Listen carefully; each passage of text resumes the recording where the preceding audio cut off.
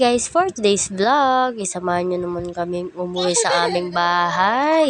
Diyos ko mga mare, ang dami nga nagpapaputok dito sa amin baka nga matamaan kami. At kaya nga guys naisipan na lang namin umuwi kasi nga guys nakakatakot dito sa daan. Diyos ko mga mare, tingnan nyo naman ang mga bata na yun, pinaguguyod nga yung yero nila. Diyos ko At ayun na nga guys, kaya nga umuwi kami, narindi nga ako sa mga nagtotorotot sa amin. Diyos ko, yung pinsan ko nga guys, tinutok nga sa akin yung torotot sa tenga ko. Diyos ko, narindi ako.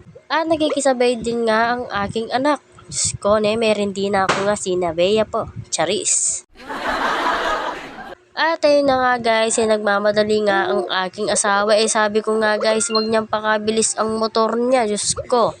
At sabi ko naman sa kanya guys, wag niya nga pakabilis kasi nga guys, tingnan nyo naman ang dilim ng daan at tingnan nyo naman ang aming ilaw. At galing na nga kami sa aming bahay guys, kaya naisipan na nga lang namin umuwi. At kaya nga umuwi kami guys, kasi nga wala nga tao dito sa bahay ng aming biyanan. At habang ako'y nagbo-voice over guys, napakaingay nga ng aking asawa. Okay lang naman guys, kahit marindi naman ako dito, wag lang sa aking asawa. Diyos ko, mapupukya ka na buntok. Charis.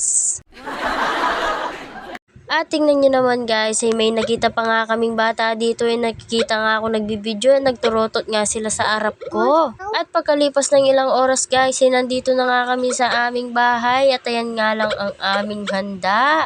Ang aming prutas. Diyan lang nagtatapos ang aking vlog. Yun lang. Bye-bye! Bye-bye!